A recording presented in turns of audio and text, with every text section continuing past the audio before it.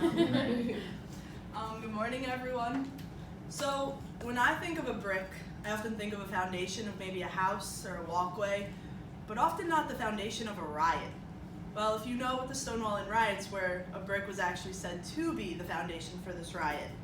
Now, as a member of the LGBT community, this is a big portion of my community's past and also, in a way, my past.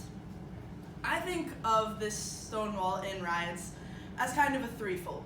So you have the initial Friday night riot, then you have those protests in those days following, and then you kind of have everything else that's come up to today with what this actually started. Stonewall riots were a turning point in LGBT history because at the time, gay people were illegal, and I'm using gay people as an umbrella term for LGBT. Now, I would like to share with you this portion of our past. So, you might be asking what exactly happened that Friday night because yes, the Stonewall Inn was a bar club, but I don't think that it's the Friday night we imagine at a club. Now the Stonewall Inn was a gay bar opened in 1967. It was one of many in New York City, but you would kind of think it was the only one just because of how famous it became. In this bar, initially only gay men were allowed, then they started to allow lesbian women, then cross-dressers, drag queens were allowed. This bar was actually run by the mafia. If you don't know, the mafia has a lot of money, so they were actually able to pay off the police to give them advanced warning on when they were going to come and raid the bar. But this one night, the raid wasn't announced. The undercover cops and the cops in general were kind of at a goal to close down the bar. So what they did was they sent in undercover cops to just kind of go in, and they saw a lot of gay people being served alcohol, which was not allowed, and gay people dancing. So immediately these cops went in and arrested the bar's employees and any cross-dressers they saw because at the time it was illegal to wear too many articles of clothing from the opposite gender. These bar patrons were outraged. It was said that Marsha P. Johnson threw the first brick. In a podcast in 1987, she actually said that she was not the one to throw the first brick. She actually showed up a little bit afterwards and joined the fight. But still, people were throwing bricks, coins, bottles, anything that they could at the cops.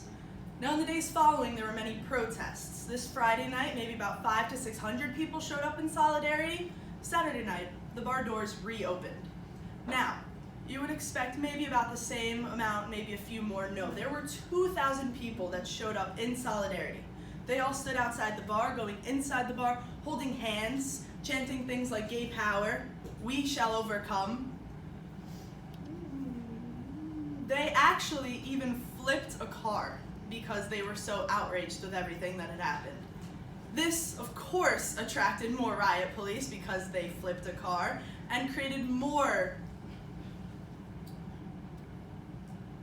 I can't think of the word, I'm sorry, more attention for the problem. This then became a good meeting spot for those activists. Now they had created different types of groups like the Gay Liberation Front and the Gay Activist Alliance. What they did was they actually raised money for bail for all those people that got arrested, and they created an underground newspaper. Now, these things opened the doors for a lot of things to happen in the future.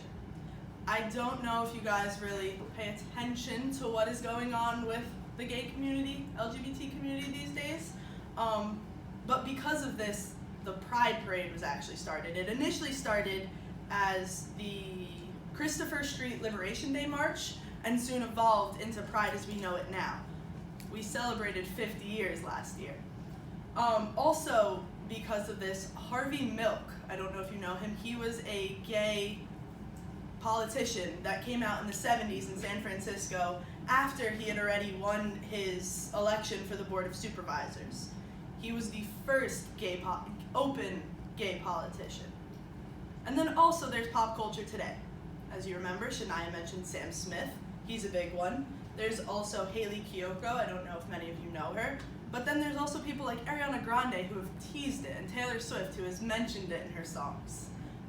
We also have, I don't know if you guys know, the U.S. women's national team. It's a big soccer, it's the women's soccer.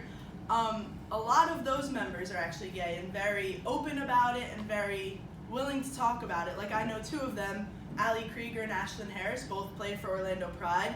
they're open, they're getting married, they constantly talk about it, making sure that people know what's going on and how they're okay with it. There's also Megan Rapinoe, who I hope most of you know just from this recent World Cup.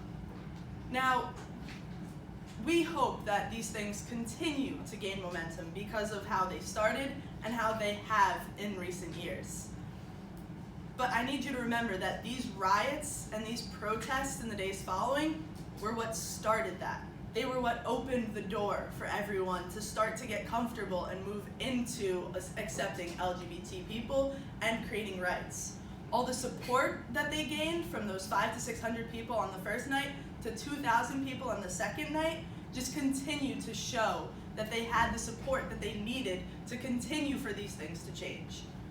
So I want you guys to understand not only what happened, but how something so simple, not actually, but it took 1 to 2 people to start it, and it grew into 500 to 600 people. What we do does matter, and what we continue to do for our rights, for LGBT rights, for any kind of rights that you want to go for, it matters what you do.